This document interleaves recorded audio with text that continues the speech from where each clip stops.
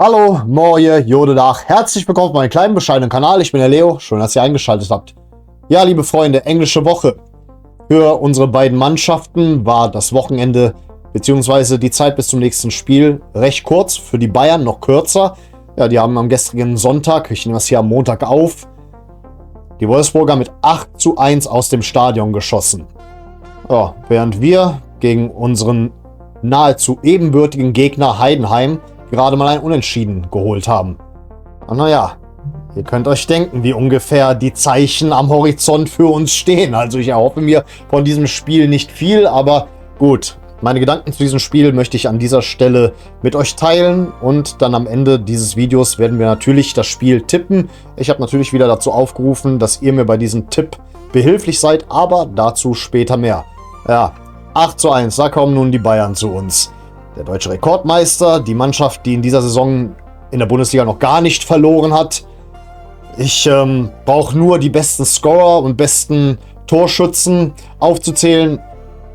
Olise, Harry Kane sowieso, Diaz, verdammte Scheiße. Dann noch die ganzen weiteren Stars, die sie haben.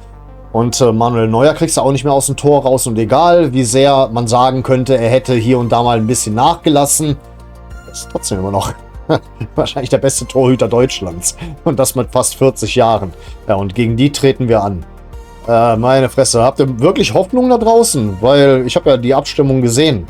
Also die Prozentzahl von denjenigen, die an eine Überraschung glauben, die ist zweistellig. Also ihr seid Optimisten. Also Hut ab an der Stelle, wenn ich jetzt einen Hut auf hätte.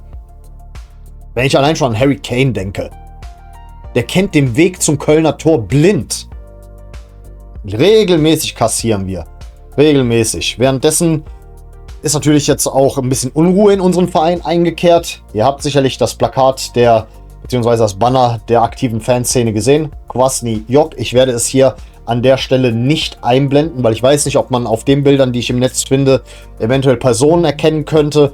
Und auch wenn ich kein Ultra bin, ich halte mich an den Kodex und deswegen Fotos, wo man eventuell Personen drauf erkennen könnte oder welche Fangruppierungen es sein könnte, mache ich nicht. Ich begebe mich nicht auf dieses dünne Eis.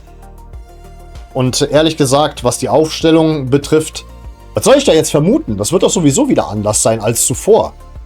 Mit der Begründung, wir müssen jetzt diesmal etwas defensiver uns aufstellen. Hier ist nur die Frage, darf Said El-Mala nach seinem Tor jetzt von Anfang an spielen oder nicht? Naja, die Regel bei Kwasniok ist, im letzten Spiel lief es so, deswegen mache ich es im nächsten Spiel so. Er hat getroffen, deswegen gehe ich mal davon aus, von Anfang an. Der Junge muss meiner Meinung nach immer von Anfang an spielen. Da könnt ihr mir mit den ganzen Verantwortungsgerede kommen, wie ihr wollt. Das ist ein Spieler, der bereits die ganze Last auf seinen Schultern bereit ist zu tragen. Er ist ja bereit dazu. Deswegen muss er regelmäßig spielen. Da muss in den Flow kommen. Aber was erzähle ich da? Was erzähle ich euch da? Du kannst gar nicht mehr voraussehen, was Lukas Kwasniok da aufstellen wird. Und die Frage ist auch noch, ist er auf Abschiedstour? Das ist die Frage.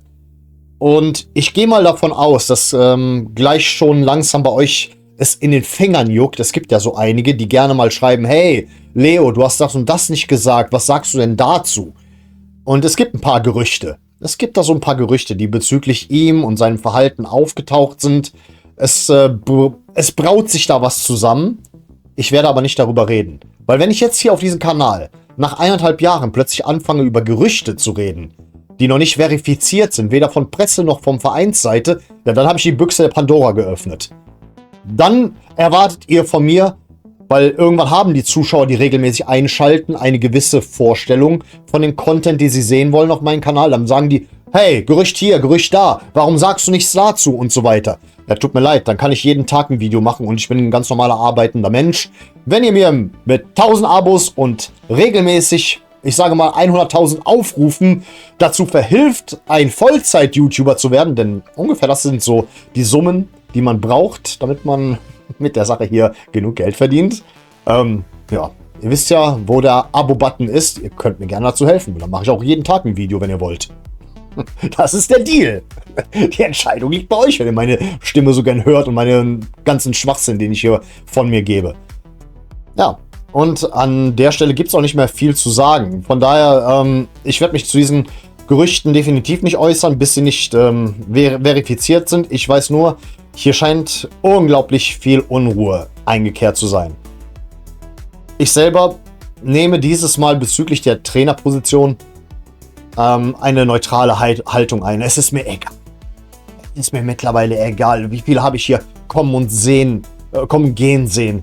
Bei wie vielen habe ich mir gedacht, okay, jetzt kommt Konstanz rein und am Ende war es dann doch nicht so.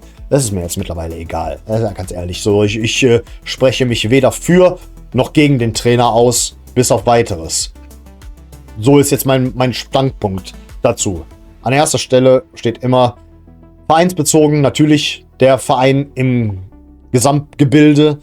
Da steht kein Spieler drüber. Da steht kein Trainer drüber, auch noch nicht einmal unser eigentlich richtig guter Geschäftsführer Sport, beziehungsweise offiziell Sportdirektor Thomas Kessler. Ich erwarte jedenfalls von diesem Spiel am Mittwoch gar nichts. Ich selber bin bei diesem Spiel auch nicht anwesend, weil der Wecker klingelt am nächsten Tag um 4:30. Tut mir leid, krieg ich logistisch nicht hin. Tut mir leid, da muss man auch mal sagen, insbesondere da ich beruflich gerade in der Einarbeitungsphase bin, da steht das Berufliche mal da drüber. Ich kann nicht übermüdet dahin kommen. Komm mal erstmal nach dem Abendspiel aus Müngersdorf weg. Ist einfach so. In diesem Sinne, liebe Freunde, lasst uns nicht lange um den heißen Brei herumreden. Ich habe euch mal wieder dazu aufgerufen, mitzutippen. Wir werden jetzt gleich angelehnt an den Münzwurf von Rotterdam, für die, die es noch nicht kennen, Geiß oder Bock spielen. Und jetzt ist es wieder soweit. Der Moment der Wahrheit. Geiß oder Bock? Der Spieltagstipp für den ersten FC Köln. Wird es der glorreiche Geiß, der uns hoffen lässt? Oder der berüchtigte Bock? Geiß. Manchmal ist die Münze gnädig. Und manchmal, naja. Ach, leck mich doch am Arsch, Mann. Also, liebe Freunde, da ich ja mittlerweile die Verantwortung für den Spieltagstipp komplett euch rübergeschoben habe, nahezu komplett. Und sag mal an der Stelle, hier herrscht ja mittlerweile so eine kleine Demokratie, wobei eigentlich ist es eher eine Autokratie. Ich gebe euch das Gefühl, mitzubestimmen, aber eigentlich habe ich hier die kompletten Fäden in der Hand. Aber gut, 55 Stimmen sind eingegangen zu diesem Zeitpunkt. Und ja, 69%, 69% von euch haben für einen Auswärtssieg der Bayern gestimmt. Recht realistisch. 15% auf ein Unentschieden. Und 16%, ey, woher nimmt ihr den Optimismus? Heimsieg FC, ist es irgendeine Prinzipsache? Aber gut, beim letzten Mal und wieder haben sich die Regeln geändert, weil ich will das Ganze nicht zu sehr in die Länge ziehen. Ich mache das jetzt so, ihr tippt gar nicht wirklich gegen mich, sondern wir wählen einfach einen eurer Tipps. Und zwar der Tipp mit der höchsten Prozentzahl gegen den zweithöchsten Tipp. Deswegen geht es hier darum, Auswärtssieg Bayern oder Heimsieg FC. Geiß oder Bock.